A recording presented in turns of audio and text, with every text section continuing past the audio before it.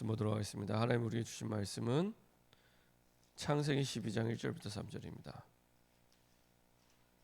하나님 우리에게 주신 말씀은 창세기 12장 1절부터 3절까지의 말씀입니다.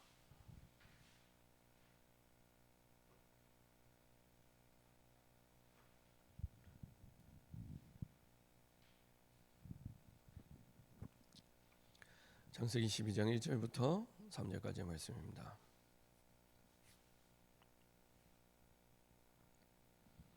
창세기 12장 1절부터 3절까지의 말씀입니다. 같이 한 목소리로 합독하겠습니다. 여호와께서 아브라함에게 이르시되 너는 너의 고향과 친척과 아버지의 집을 떠나 내가 내게 보여줄 땅으로 가라. 내가 너로 큰 민족을 이루고 내게 복을 주어 내 이름을 창대하게 하리니 너는 복이 될지라. 너를 축복하는 자에게는 내가 복을 내리고 너를 저주하는 자에게는 내가 저주하리니 땅의 모든 족속이 너로 말미암아 복을 얻을 것이라 하신지라. 아멘. 자, 한번 기도하고 말씀 나누도록 하겠습니다. 참 좋으신 하나님 감사드립니다. 우리에게 복음을 주시고 복음 안에 영원한 하늘의 복을 누릴 수 있도록 우리를 남은 자로 순례자로 정복자로 영원히 축복하심을 감사드립니다. 이 땅의 복을 넘어 하늘의 복을 누리는 증인으로 우리를 불러주셨사오니 날마다 하나님이 주시는 것을 가지고 하나님의 소원을 이루며 하나님의 뜻을 이루는 세계복음화의 증인 되게 하여 주옵소서. 전도와 선교와 237과 세계복음화의 5천 종족을 살리는 증인으로 하늘의 복을 누리는 주역으로 설 수 있도록 인도하여 주옵소서. 우리 생각 마음을 혼미케 하여 하나님의 말씀에 불신앙하여 하나님 우리에게 주신 하늘의 복을 누리지 못하게 하는 모든 불신앙과 흑암의 세력이 권세 있는 주 예수 그리스도의 능력의 이름으로 완전히 결박받고 떠나가게 하여 주옵소서. 감사드리며 주 예수 그리스도의 이름으로 기도합니다. 아멘. 오늘 함께 나눌 말씀 제목은 전 세계 237개 나라를 살릴 세 가지 준비입니다. 전 세계 237개 나라를 살릴 세 가지 준비입니다. 보통 인간에게는 세 가지 힘이 있다고 얘기를 합니다. 내가 인식하고 사용하는 힘, 그리고 인식하지 못하지만 내게 주어진 힘, 그리고 그 외에 이제 영원한 가능성에 있는 힘, 보통 이 세 가지가 있다고 하는데요. 대부분은 어디에 틀에 잡혀 있냐? 내가 인식하고 사용하는 힘, 여기에 우리 모든 생각이 그리고 우리의 마음이 딱 틀에 짜여져 있습니다. 그리고 여기에 오랫동안 길들여져서 각인되어 있고 뿌리 내려져 있고 체질이 되어 있습니다.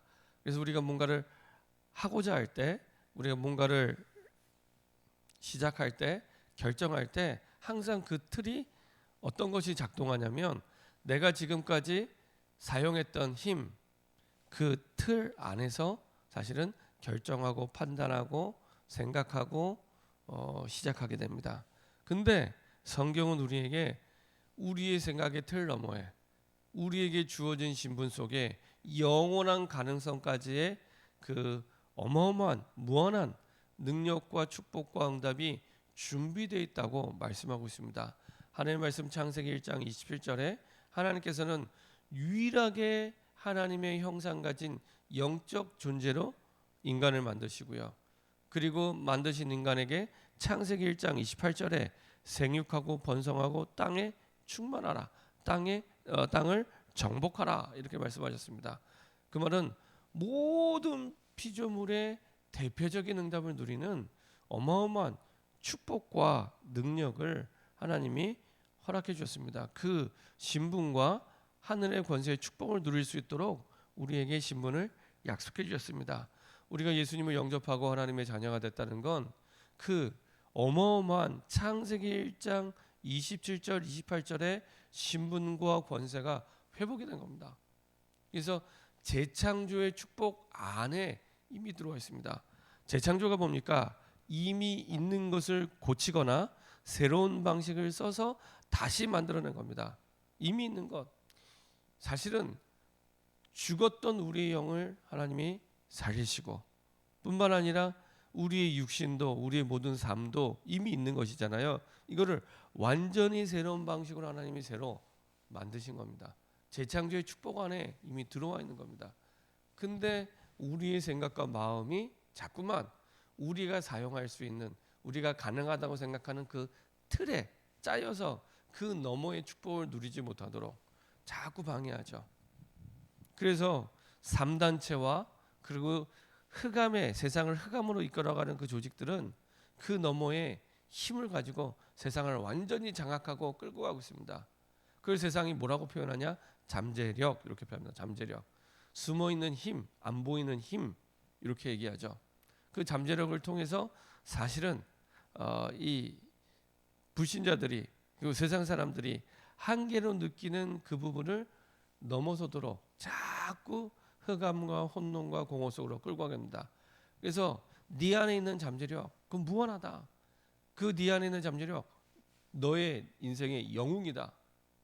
그래서 너 지금 한계에 부딪혔지, 너 지금 네가 해결할 수 없는 문제에 부딪혔지, 네 안에 있는 잠재력을 개발하면 어마어마한 힘을 얻게 돼서 승리할 수 있을 거야 라고 달콤하게 속삭입니다. 아이들에게는 사실은 제일 큰 문제가 공부 문제거든요. 공부를 그렇게 뛰어넘더라고. 사람들에게는 제일 큰 문제가 뭐냐? 돈. 인생 문제 70%는 돈 문제, 이렇게 얘기합니다. 아닌데 성경은 한 번도 그렇게 말씀하신 적이 없는데, 그렇게 얘기하면서 그거 뛰어넘을 수 있는 건 답은 네 안에 있어. 네 안에 있는 잠재력을 최대한 끌어올려. 그게 네 인생의 영웅이야, 이렇게 얘기를 합니다. 그래서 많은 학교들이 명상을 하고요. 많은 사람들이 명상을 하고, 아니 네 안에 잠재력을 끌어내려고 하는데 그 네 안에 있다고 하면서 뭐하냐? 명상하면서 사실은 딱 영적으로 완전히 귀신에 잡히게 만들고요. 영적으로 사단에 완전히 잡히게 만듭니다. 그렇게 해서 평생을 사단의 종로로 타도록, 일평생 매여, 히브리서 2장 14절에 있는 말씀대로 일평생 매여 사실은 거기에 종로로 타도록 그렇게 끌고 가고 있습니다. 이게 뭐가 가냐? 창세기 3장, 6장, 11장의 문제에 지금도 정확하게 매여서 끌려가고 있습니다. 창세기 3장의 나 중심, 모든 게 나 중심 되도록, 하나님 필요 없어 라고 말은 안 하지만 달콤하게 내가 주인 되도록. 사실은 내가 주인이 아닌데, 그렇죠? 내가 진짜 주인이면 내가 내 마음대로 모든 걸 할 수 있어야지 내가 주인인 거 맞잖아요. 근데 우리는 절대로 내가 모든 거 할 수 없습니다. 그래서 주인 노릇을 하죠. 그리고 그 주인 노릇을 하는 영적 실체는 사단이고요. 드러난 거는 내가 주인 노릇을 하고 있고, 사단이 내 인생의 주인 노릇하면서 나를 노예로, 포로로 그 내로 끌고 가 있죠. 철저하게 나 중심, 그렇죠? 내 생각 중심, 내 마음 중심, 내 형편 중심, 내가 하냐 못하냐, 눈에 보이는 힘의 틀에 매여서 딱 갇혀 있습니다. 그러다 보니 창세기 6장 물질 중심, 그렇죠? 물질 중심에 딱 매여 마음 빼앗기고 생각 빼앗기고 다 빼앗겨서 영적인 우선순위를 완전히 놓치고 육신적인 우선순위에, 육신적인 우선순위는요 굳이 그 돈뿐만이 아닙니다. 돈, 사람과의 관계, 이게 내 인생의 주인 노릇, 판단하고 결정하는 기준이 됩니다. 그렇죠? 물질 중심, 육신 중심, 그리고 창세기 11장의 성공 중심. 성공해야 돼. 어떻게든지 성공해야 돼. 이거를 나와 우리 후손들에게 계속 주입시키고 있습니다. 성공하기 위해서 똑바로 살아야 돼. 그렇죠? 그렇게 계속 주입하면서 살아가고 있습니다. 그렇죠? 결국에 그 끝은 허무요, 허망이요, 무너지는 건데, 무너질 그 장망성을 사실은 계속 쌓는 거죠. 장래의 망할성, 그렇죠? 장망성을 계속 쌓아가고 있는 겁니다. 그래서 하나님께서는 우리에게 고린도후서 5장 17절에 사실은 완전히 주 안에서, 그리스도 안에서 새로운 피조물로 만드셔서 재창조의 축복 안에 이미 부르셨고, 재창조의 축복을 넘어서서 영원한 복을 누리도록, 영원한 축복을 누리도록 우리를 인도해 주셨습니다. 빌립보서 3장 1절부터 20절까지 보면은 우리의 시민권이 하늘에, 그렇죠? 하늘의 보호를 받고 하늘의 능력을 누리는, 그래서 우리를 순례자 이렇게 얘기하는 겁니다. 이 땅에 소망을 두는 불신자와 세상의 사람이 아닌 영원한 것에 소망을 두는 순례자. 그렇죠? 이 땅의 것은 그럼 포기하냐? 아닙니다.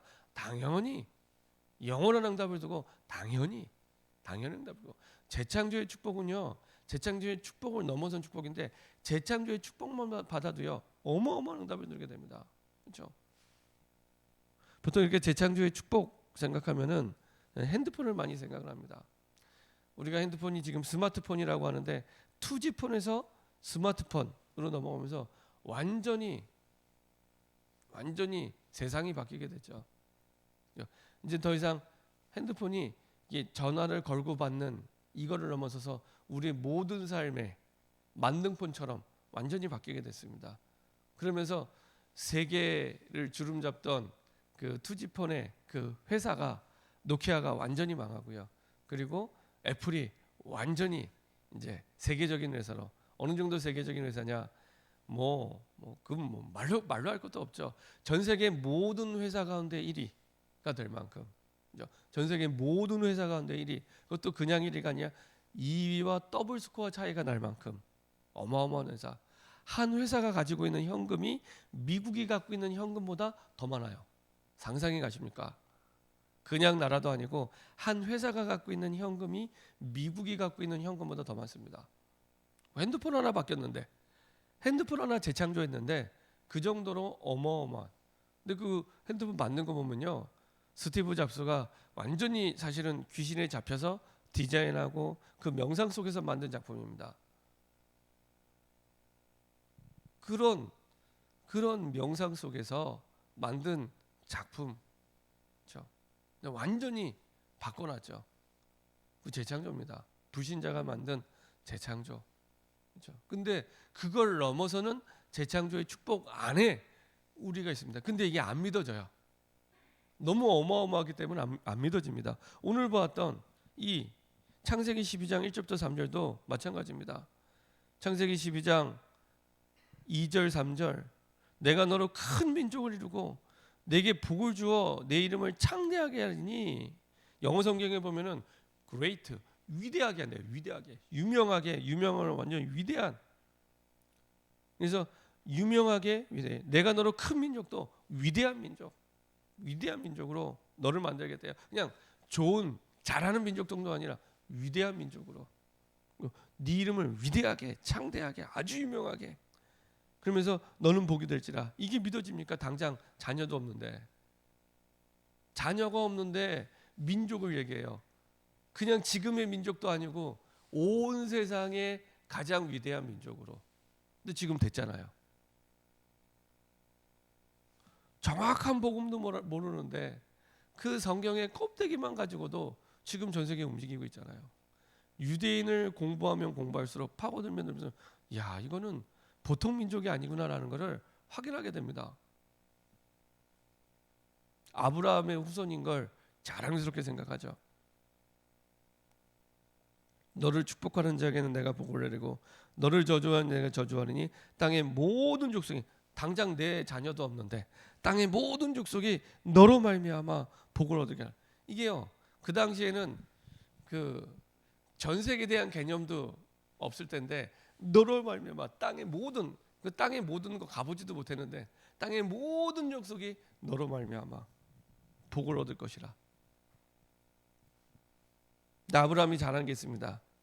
4절에 보면 이 아브라함이 여호와의 말씀을 따라갔고, 이렇게 여호와의 말씀을 따라갔고, 그것도요 사실은 12장 1절에 보면은 고향과 친척과 아버지의 집을 떠나 내가 내게 보여줄 땅으로, 아직 안 보여줬어요. 아직 보여주지도 않은 땅을 사실은 믿음으로 떠나게 됩니다. 그래서 아브라함을 믿음의 조상이라고 얘기합니다. 그래서 아브라함을, 저는 어렸을 때 늘 주일학교 때 배웠던 노래가 믿음의 조상 아브라함은 이러면서 노래도 부르고 배웠는데, 왜 믿음의 조상일까? 몰랐었어요. 근데 나중에 복음을 알고 나서 보니까 그랬구나. 아브라함이 중간에 불신앙도 하고 수없이 많이 흔들렸는데 하나님의 말씀을 가지고 자기의 가장 익숙한 모든 것을 넘어서서, 그렇죠? 고향과 친척과 아버지의 집, 가장 익숙한 그걸 넘어서서 하나님의 말씀을 따라. 그래서 나를 넘어서서 내게 지금 있는 능력을 넘어서서 내게 주신 어마어마한 숨겨진 힘, 잠재력의 그 힘, 그 어마어마한 하나님 자녀에게 주신 신분권세의 힘을 누리는 유일한 통로는 말씀을 따라가는 겁니다. 말씀을 따라가는 겁니다. 말씀을 따라갈 때, 그리고 그 말씀이 진짜 믿어지고 확신할 때 완전히 나를 넘어서는 잠재력의 축복을 누리게 됩니다. 그래서 복음의 말씀을 편집해야 됩니다. 특별히 창세기 3장, 6장, 11장에 창세기 3장에 에덴 동산에서의 그 사건, 이게 하나님의 말씀으로 정확하게 나에게 편집돼야 됩니다. 그래서 창세기 3장 1절부터 6절 하나님을 떠나면서 이 모든 축복을 잃어버렸고 여기에 대한 답이 창세기 3장 15절이구나. 여인의 후손오신 그리스도. 그렇죠? 창세기 6장에 네피림 시대에 사람이 물질에 사로잡혀서 돈에 사로잡혀서 우선순위 1순위가 돈이 됐어요. 영적인 우선순위를 다 내팽개치고 우선순위가 돈이 됐어요. 이거를 뛰어넘을 수 있는 게 6장 14절의 방주. 그렇죠? 그리고 창세기 11장에 바벨탑에 대한 답으로 주신 게 오늘 봤던 창세기 12장 1절부터 3절. 그렇죠? 이 어마어마한 그리스도가 나실 그 땅을 향하여 그리스도의 언약을 붙잡고 가도록. 그렇죠? 이 말씀이 이제 우리 삶에 편집이 되고 각인이 될 때, 그때부터 기도가 달라지고요, 우리의 산업이 달라지게 됩니다. 어느 정도로 237의 이 내용이 237의 언약이고요. 이 언약이 던지게 되면 237의 기도가 시작되고요. 그 다음에 237의 경제, 진짜 빛의 경제 축복, 산업의 축복. 어느 정도 축복입니까? 광야에서 이스라엘 백성들이 주셨던 장막, 회막, 성막. 그렇죠? 회막은 모이니까 회막. 똑같은 텐트인데 모이니까 회막, 예배. 흩어지면 장막, 우리의 터전. 그 회막의 축복을 그대로 우리의 장막으로. 그렇죠? 그래서 우리의 가정에서 단을 쌓고 예배드리는 게 너무 중요합니다. 아브라함이 사실은 단 쌓기의 명수였습니다. 그래서 가는 곳마다 내가 먹을 곡식을, 농사를 먼저 지은 것이 아니라 하나님 앞에 단을 쌓고, 집을 먼저 지은 것이 아니라 하나님 앞에 단을 쌓고 예배드렸죠. 그리고 이 모든 축복을 누리는 성막.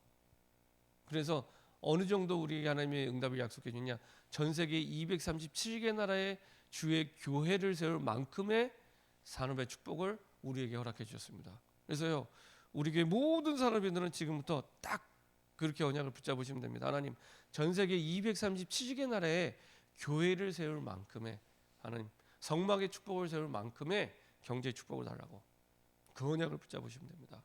얼마나 축복을 받으면 되겠습니까? 그렇죠? 어느 정도 받으면 되겠습니까? 그렇죠? 보통 한 사람이 한 교회를 세우기도 버거워하는데, 한 교회 정도가 아니라 237개 나라의 성막을 세우는, 237개 나라의 주님이 오시는 그날까지 복음의 빛을 비추는 교회를 세우는, 교회는요, 주님이 재림하시는 그날까지 영원히 세계복음화의 플랫폼이 되는 시스템입니다. 세계복음화는 반드시 교회 중심으로 됩니다. 반드시.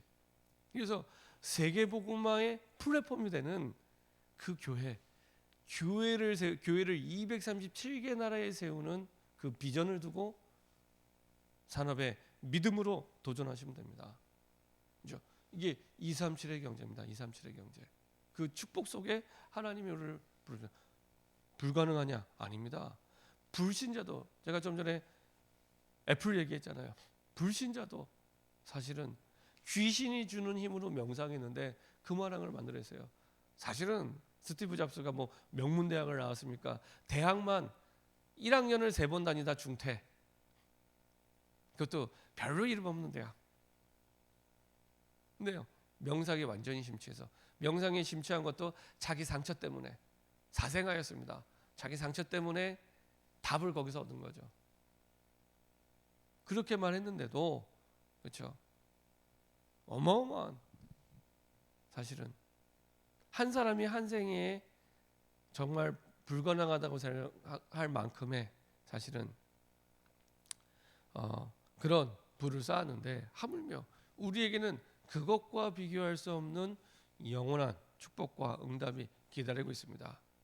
이미 재창조의 축복 안에 신분과 권세를 우리에게 주셨습니다. 그렇죠? 고린도후서 5장 17절. 그래서 저여러분들이 조금만 마음을 담고 하나님 주신 말씀을 편집하고 정리하면서 그 안에 237의 언약과 그렇죠? 창세기 3장 6장 11장에 그 세 가지 사건의 언약이 쭉 정리가 되고요. 그 속에 기도와 그 속에 진짜 하나님이 우리에게 주신 빛의 경제, 축복과 응답을 누리는 저와 여러분 됐으면 좋겠습니다. 결론입니다.